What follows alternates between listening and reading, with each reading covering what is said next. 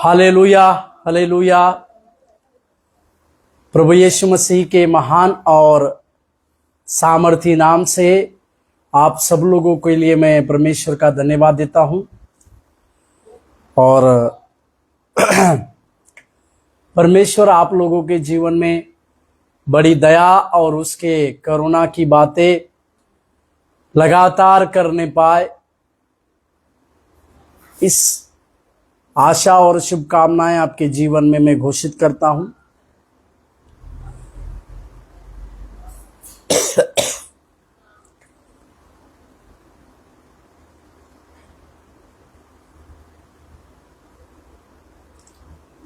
प्रार्थना करें और आगे के सत्र को हम चलाएं।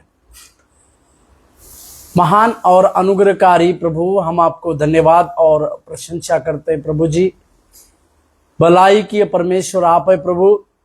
आपकी भलाई के द्वारा ही परमेश्वर हम हमारे जीवन में प्रभु वो कार्य कर पाए प्रभु, जो हमारे जीवन के लिए लगभग असंभव था। प्रभु आपके उस अनुग्रह के लिए हम आज के दिन भी धन्यवाद देते हैं, आपकी प्रशंसा करते हैं राजा। जब हम कुछ बातों को वचनों के द्वारा कहे प्रभु, तो आपका प्रकाशन हमें मिले परमेश्वर। आपकी दया की बातें हमारे जीवन में लगातार हो, इसके लिए भी हम प्रार्थना करते हैं राजा। तो सहायता कर और मदद कर। सारे व्यत्यय को प्रभु यीशु मसीह के नाम से दूर करने के लिए भी हम प्रार्थना करते हैं। आपकी दया दे, सहायता कर, यीशु मसीह के नाम से मांगते हैं, आमीन।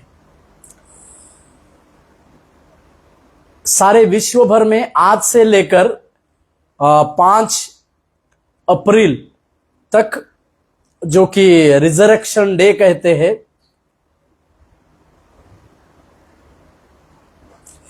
चालीस दिन का एक उपवास सारे विश्व भर में मनाया जाता है। विश्व भर के विश्वासी लोग इस प्रकार के उपवास करते हैं,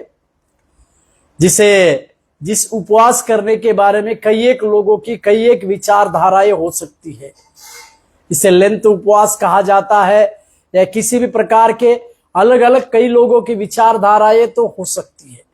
पर इस बात को हम समझने पाए कि यीशु मसीह यरूशलेम में प्रवेश करने के बाद, जैसे मत्ती के 21वें अध्याय में हम देखते हैं, और उससे यीशु मसीह के कलवारी क्रूस पर जब चढ़ाया गया, उस गुलगुता नामक खोपड़ी तक, उनका जो दुख भरा सप्ताह था, वो सप्ताह, उसके बारे में पवित्र शास्त्र हमें बतलाते हैं कि हाँ,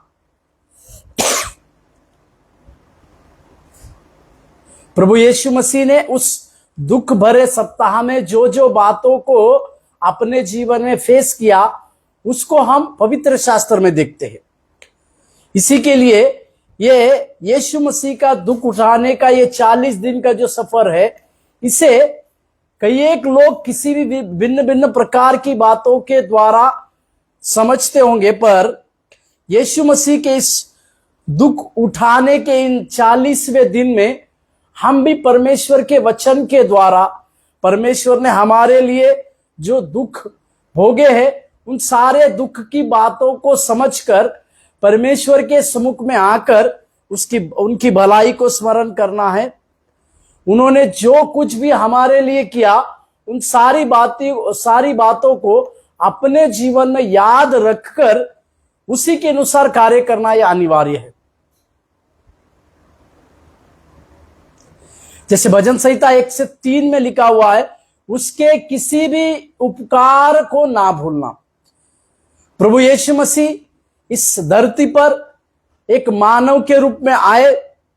उन्होंने कई एक आश्चर्य कर्मों को किया, लोगों को उद्धार के सुसमाचार को सुनाया, लोगों को पापों से मुक्ति करवाई। और ये सारी बातों को करने के बाद यीशु मसीह हमारे लिए एक उद्धारकर्ता, एक मुक्तिदाता बनते हैं। कलवरी क्रूस पर अपना बलि देने के बाद प्रभु यीशु मसीह तीसरे दिन जी उठते हैं, और हम सारे लोगों के लिए एक जीवित भरी आशा को प्रभु से मिलती है। वो आशा यह है कि आज भी प्रभु यीशु मसीह हमारे लिए जीवित परमेश्वर है। इसी के लिए उस परमेश्वर को सनातन परमेश्वर कहा गया है।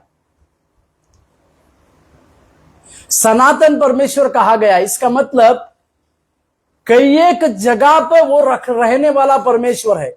इसी के लिए पवित्र शास्त्र में प्रभु यीशु मसीह ने स्वयं कहा, जहां मेरे नाम से 2 या 3 इकट्ठा होते हैं। ये 2 या 3 की बातें जहां कहीं एक मन के साथ होती है, वहां पर प्रभु यीशु मसीह सम्मिलित होते हैं। इस बात को समझने की आवश्यकता है। साथ ही साथ भजनकार में इस प्रकार से लिखा, भक्तों की मंडली में वो विराजमान रहने वाला भी परमेश्वर है। इन बातों को हम समझने पाए। आज से लेकर कुछ दिनों तक हम यीशु का लहू या ब्लड ऑफ जीसस, इसके विषय में कई एक बातों को हम देखेंगे, उसका अभ्यास हम करेंगे। यीशु का लहू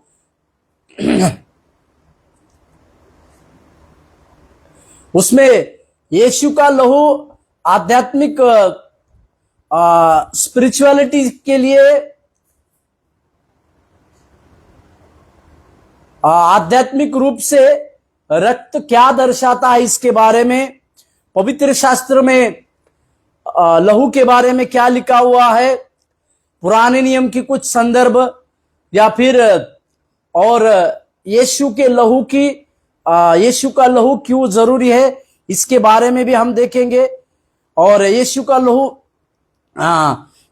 लहू हमें पापों से प्रायश्चित और क्षमा कैसे करता है उसके बारे में भी देखेंगे।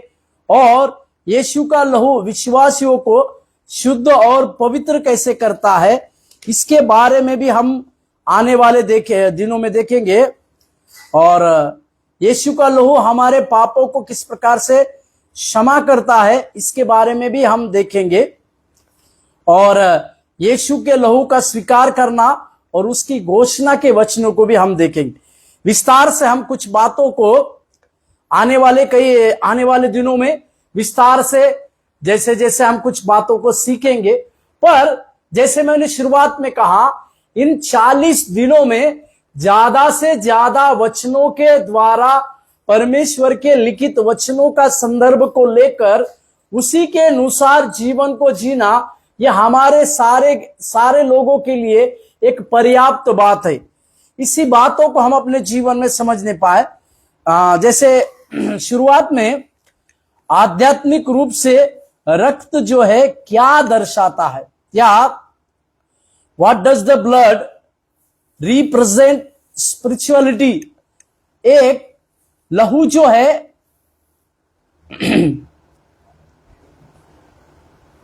लहू जो है आध्यात्मिक रीति से क्या दर्शाता है इसके बारे में एक वचन को हम पढ़ेंगे।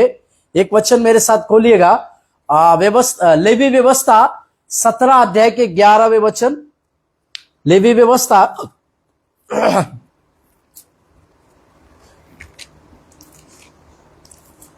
लेवी व्यवस्था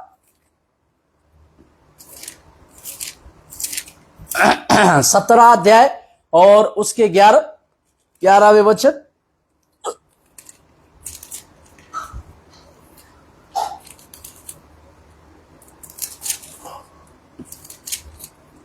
ग्यारहवां वचन।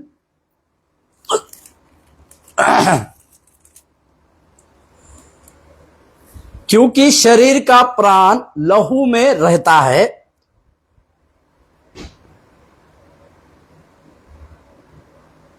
क्योंकि शरीर का प्राण लहू में रहता है, और उसको मैंने तुम लोगों को वेदी पर चढ़ाने के लिए दिया है कि तुम्हारे प्राणों के लिए प्रायश्चित किया जाए, क्योंकि प्राण के कारण लहू ही से प्रायश्चित होता है। प्रभु के नाम की महिमा। सबसे पहली चीज आप और हम ये समझना है कि आध्यात्मिक रूप से लहू क्या दर्शाता है। यहां पर इस वचन में कई एक बातों को लिखते हैं। इसी वचन को इब्रानी का लेखक भी लिखता है। इब्रानी का लेखक भी इसी वचन को 9वें अध्याय के 22वें वाक्य में लिखता है। मेरे साथ खोलिएगा, इब्रानी की पत्री 9वें अध्याय और वाक्य 22 को मैं पढ़ रहा हूं।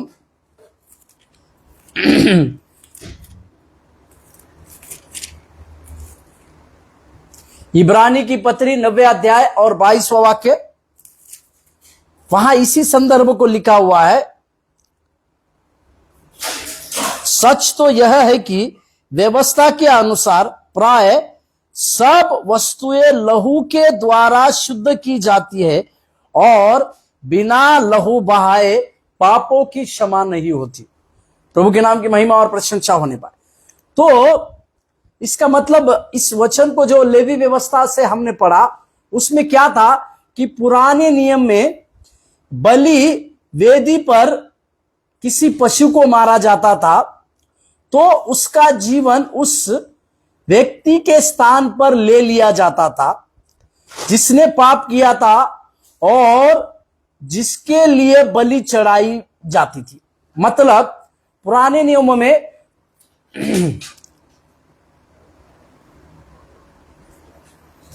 पुराने नियम में जो बलि की बात की जाती थी, वो बलि जो है, उस बलि को किसी के पाप के प्रायश्चित के लिए वेदी पर चढ़ाया जाता था।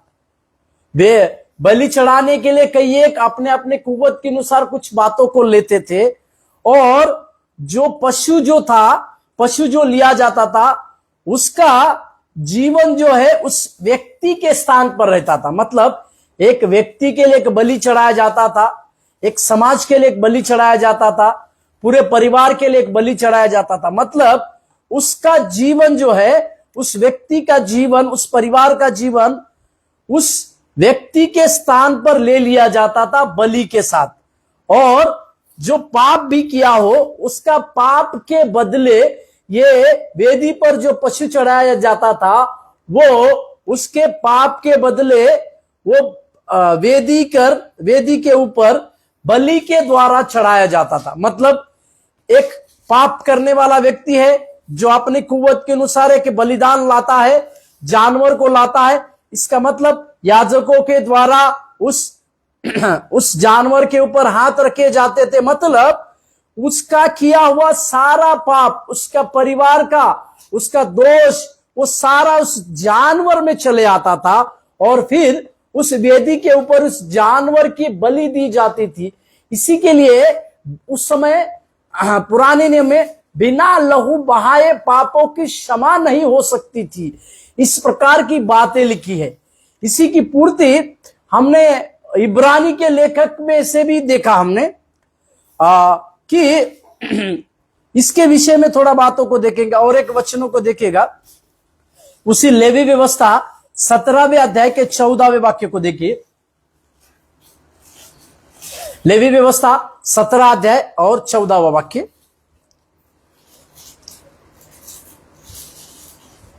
क्योंकि शरीर का प्राण जो है वह उसका लहू ही है जो उसके प्राण के साथ एक है। इसीलिए मैं इज़राइल से कहता हूं कि किसी प्रकार के प्राणी के लहू को तुम न खाना, क्योंकि सब प्राणियों का प्राण उनका लहू ही है। जो कोई उसको खाए वह नष्ट किया जाए।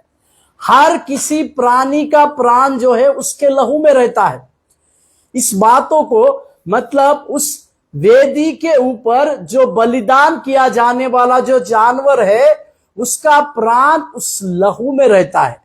जब उसे वेदी पर काटा जाता था वो उस वेदी पर मर जाता था जब उसका लहू निकलता था। मनुष्य के जीवन में भी इसी प्रकार की बातें होती है, क्योंकि रक्त जो है जीवन में कई बार सच्चाई को रक्त में, हमारे रक्त में जीवन के सच्चाई को स्वीकार करती है, जिसके लिए डॉक्टर अक्सर बीमार व्यक्ति के जीवन को बताने के लिए रक्त का आधार की सलाह देते हैं, खासकर ऐसे व्यक्ति के लिए जिसने हाल ही में बहुत सारा खून खो दिया है। मतलब हमारे भी जीवन को अगर ले लेंगे तो हमारे रक्त में एक जीवन है। इसी के लिए डॉक्टर बीमार व्यक्ति को कुछ सलाह देने से पहले उसके रक्त की टेस्ट कर उसी के आधार पर उसके बीमारी की कई एक प्रकार की बातों का सुझाव देते हैं। या उस व्यक्ति ने अगर कई प्रकार के खून को बहाया है, तो उस व्यक्ति के लिए भी उस डॉक्टर की एक सलाह को हम देखते हैं। ये एक मॉडर्न मेडिकल टेस्ट के द्वारा, मॉडर्न मेडिकल जो बातें हैं, मेडिकल की बातें लहू के बारे में क्या कहती है, इसके विषय में हमने कुछ बातों को देखा। और एक वचन को थोड़ा पढ़ते हैं। लेवी व्यवस्था 19 अध्याय वाक्य नंबर 16। लेवी व्यवस्था 19 का 16 को देखिएगा।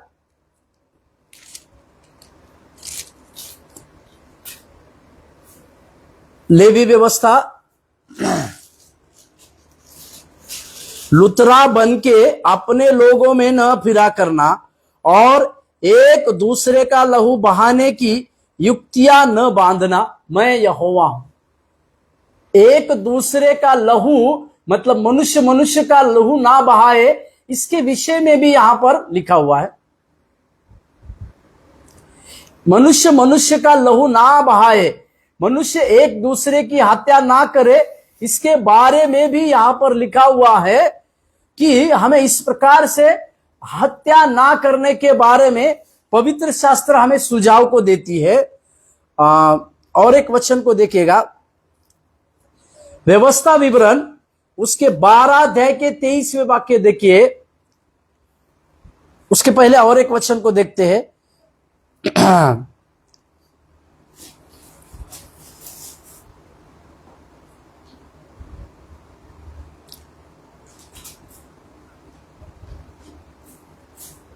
हाँ, और एक वचन देखते हैं। व्यवस्था विवरण 12 अध्याय और उसका 23 वाक्य। व्यवस्था विवरण 12वें अध्याय और उसका वाक्य नंबर 23।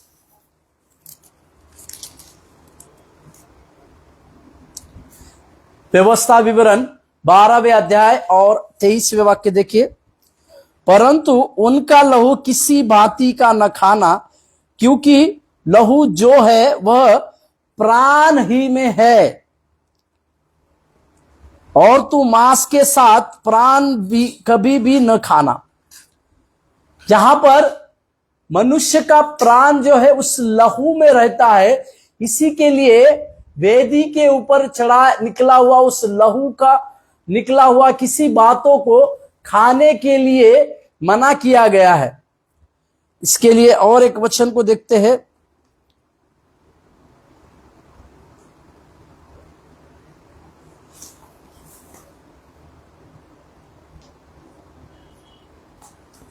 व्यवस्था, लेवी व्यवस्था 17वें अध्याय, लेवी व्यवस्था 17वें अध्याय को निकालेंगे और 10 वचन से, लेवी व्यवस्था 17वें अध्याय 10 वचन से 14वें वचन तक। फिर इजराइल के घराने के लोगों में से या उनके बीच रहने वाले परदेशियों में से कोई मनुष्य क्यों ना हो जो किसी प्रकार का लहू खाए, मैं उस लहू खाने वाले के विमुख होकर उसको उसके लोगों के बीच में से नष्ट कर डालूंगा। क्योंकि शरीर का प्राण लहू में रहता है और उसको मैंने तुम लोगों को वेदी पर चढ़ाने के लिए दिया है कि तुम्हारे प्राणों के लिए पश्चाताप किया जाए, क्योंकि प्राण के कारण लहू ही में प्रायश्चित होता है। 12वां वचन, इस कारण मैं इजराइलियों से कहता हूं कि तुम में से कोई प्राणी लहू न खाए, और जो परदेशी तुम्हारे बीच में रहता है वह भी कभी लहू न खाए।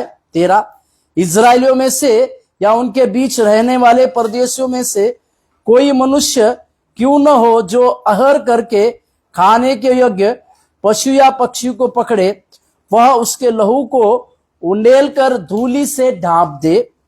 14, क्योंकि शरीर का प्राण जो है वह उसका लहू ही है जो उसके प्राण के साथ है। इसीलिए मैं इजराइलियों से कहता हूं कि किसी प्रकार के प्राणी के लहू को तुम न खाना। यहां पर लगातार लहू को ना खाने के बारे में एक व्यवस्था की कुछ बातों को यहां पर दिया गया। एक नियम था पुराने नियमों में जब वेदी पर एक बलिदान किया जाता था, उस बलिदान के समय में एक रेसिपी दी गई थी। उस वेदी को चढ़ाने वाले, उस वेदी के ऊपर जो जानवर चढ़ाया जाता था, उसके लिए एक रिसिप्ट दिया गया है, उसको किस प्रकार से करना है, उस बलिदान के लिए, उसके लहू के बारे में जो जो कुछ बातें हैं उसके लिए लिखा गया है। इसे यहां पर हम इस बातों को देख रहे हैं। प्रभु के नाम की महिमा और प्रशंसा होने पाए। और उत्पत्ति के 9वें अध्याय के 4 वाक्य को देखिएगा। उत्पत्ति 9वें अध्याय और 4 वाक्य, वहां पर भी एक बात लिखा है। उत्पत्ति 9वें अध्याय और 4 वाक्य। पर मांस को प्राण समेत अर्थात लहू समेत तुम न खाना। नूह के साथ परमेश्वर जब एक वाचा को बांध रहा है, हम सब लोग जानते हैं कि जल प्रलय के बाद वहां से परमेश्वर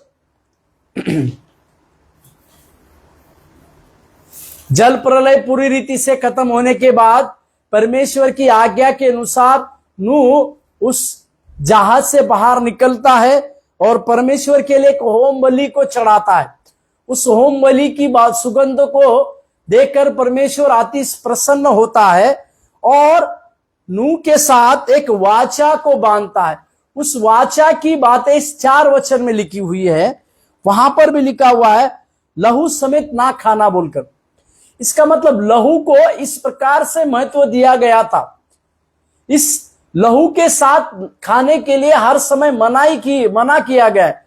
इस बातों को हम अपने जीवन में समझने की जरूरी है कि पुराने नियमों में इस प्रकार के लहू के साथ किसी जानवर की बातों को खाने के लिए या उस वेदी पर चढ़ाई हुई बातों को खाने के लिए स्पष्ट रीति से मना किया गया था, जिसे हम समझने की जरूरी है। और एक वचन को हम देखते हैं।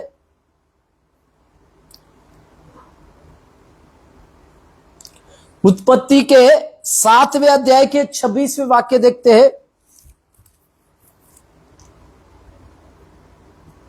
उत्पत्ति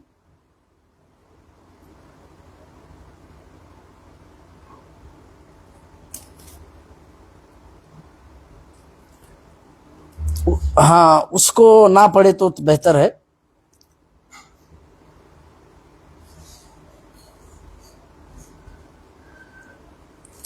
और एक वचन को हम पढ़ेंगे। और एक वचन का संदर्भ हम पढ़ते हैं। व्यवस्था विवरण नए नियम में एक वचन को पढ़ते। मत्ती 27वें अध्याय और 4 वचन को देखिएगा। यहूदा इस्करियोत के बारे में यहां पर लिखा हुआ है। उस वाक्य में 27वें अध्याय 4 वचन को देखिए। और कहा, मैंने निर्दोष को घात के लिए पकड़वा कर पाप किया है। उन्होंने कहा, हमें क्या, तू जान। यहूदा इस्करियोत के इस आत्महत्या के बारे में हम यहां पर पढ़ते हैं। और साथ ही 24वें वाक्य को देखिए। जब पिलातुस ने देखा कि कुछ बन नहीं पड़ता परंतु उसके विपरीत हुल्लड़ बढ़ता जाता है, तो उसने पानी लेकर भीड़ के सामने अपने हाथ धोए और कहा, मैं इस धर्मी के लहू से निर्दोष हूं, तुम जानो। यहूदा इस्करियोत जो यीशु मसीह को पकड़वाया, चंद रुपयों में, चंद चांदी के सिक्कों में यीशु मसीह को पकड़वाया बोलकर हम देखते। पर जब उसे इस प्रकार की बातें पता चली कि मैंने निर्दोष को घात के लिए पकड़वा कर पाप किया, यहूदा इस्करियोत इस बातों को अपने मन में समझा कि एक निर्दोष को मैंने घात के लिए पकड़वाया और वो जिनसे उसने 30 चांदी के सिक्के लिए थे, उनके पास जाकर इस प्रकार की बातों को जब वो कह रहा है, तो उन्होंने कहा, तुम ही जानो कि तुमने जो किया है। वो देखो, और आगे हम देखते हैं कि वो फांसी लगाकर मर गया। यहूदा इस्करियोत के इस बातों को भी हम समझने की जरूरी है। इससे भी एक बात हम सीख सकते हैं,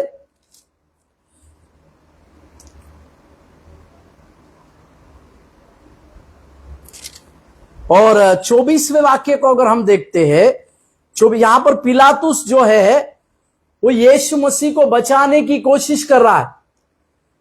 जब यीशु मसीह को पिलातुस के सामने खड़ा किया गया, उसके प्रश्न के द्वारा कुछ प्रश्न पूछा गया, तो पिलातुस ये बात को समझ पाया कि ये यीशु निर्दोष है, परंतु लिखा हुआ है कि हुल्लड़ मचती गई, लोग चिल्लाते गए, और इसी के चलते उसका कुछ भी उसके ऊपर, उस भीड़ को देखकर उसका कुछ नहीं चल पाया। इसी के लिए उसने उस भीड़ को देखकर पानी लेकर भीड़ के सामने अपने हाथ को धोए, पानी लेकर अपने हाथ को धोए और कहा, मैं इस धर्मी के लहू से निर्दोष हूं, तुम जानो। यहां पर एक बहुत बड़े स्टेटमेंट जो है पिलातुस को दे रहे, उसका यह कहना कि इस निर्दोष में मैं किसी भी प्रकार का इस धर्मी में मैं इस धर्मी के लहू से निर्दोष हूं। मतलब पिलातुस इस बात को समझ पाया था कि यीशु मसीह निर्दोष है, और यीशु मसीह ने घात करने लायक किसी भी चीजों को नहीं किया है। इस बातों को समझने के बावजूद भी लोगों का हुल्लड़ मचाना और लोगों के बढ़ते दबाव के चलते उसने पानी में अपने हाथ धोए और उसने कहा कि इसके लहू से मैं आजाद होता हूं और तुम ही जानो। तो वहां पर लिखा हुआ है कि सब लोगों ने कहा उत्तर, इसका लहू हम पर और हमारे संतानों पर आए। मतलब यीशु मसीह के उस लहू के द्वारा छूटे जाने की बातों को हम देखते हैं। मतलब अभी हमने आध्यात्मिक रूप से रक्त क्या है, ये क्या दर्शाता है, इसके बारे में देखा और समझा। जैसे मैंने पहले भी कहा कि आध्यात्मिक ये डॉक्टर रक्त में जीवन के बारे में सच्चाई को स्वीकार करते। किसी व्यक्ति के अंदर जीवन है तो सबसे पहले उसके लहू की जांच की जाती है, उसके अंदर कितने मात्रा में लहू है, इससे पहले एक जांच करने वाले डॉक्टर देखते हैं। और डॉक्टर अक्सर बीमार व्यक्ति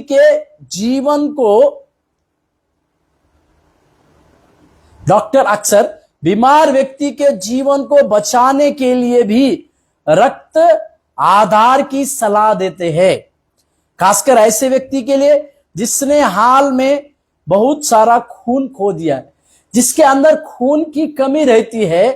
तो डॉक्टर जो है ऐसे व्यक्ति को कई एक प्रकार से रक्त की सलाह को देते हैं। मेरे प्यारो, आज के दिन में हम इस बात को समझ नहीं पाए कि इस लहू में जो कई एक प्रकार की बातें सम्मिलित है, इसे आप और हम समझ नहीं पाए। ये आज के दिन की एक थ्योरेटिकली बातों को मैंने आपसे कहा कि आध्यात्मिक रूप से लहू क्या है या क्या दर्शाता है, उसको हम सिर्फ अपने इस बातों को देखें। आने वाले दिनों में हम बाइबल के अनुसार यीशु के लहू का महत्व क्या है, आने वाले दिनों में बाइबल के अनुसार यीशु के लहू का महत्व क्या है, इसके विषय में प्रकाश डालने वाले। आइए हम प्रार्थना के द्वारा इस सत्र को समाप्त करें। स्वर्गीय परमेश्वर प्रभु, हम धन्यवाद देते हैं इस सत्र में प्रभु, जब हम यीशु के लहू को कई एक दृष्टिकोण से देखने वाले हैं। हमारे सुनने वाले प्रभु सारे लोगों के आत्मिक आंखें, आत्मिक कान खुल जाने पाए परमेश्वर। कई एक लोगों तक आपके वचन की सच्चाई पहुंचने के लिए, कई एक लोगों तक आपके वचनों का सही ज्ञान पहुंचने के लिए प्रभु जी हम प्रार्थना करते हैं, आपकी दया उनके जीवन में बहुतायत से होने पाए। प्रभु हम जब कुछ बातों को सीख रहे हैं प्रभु, तो आप हमें और सिखाइए। पवित्र आत्मा आपकी गहराई में हमें ले चलिए प्रभु जी।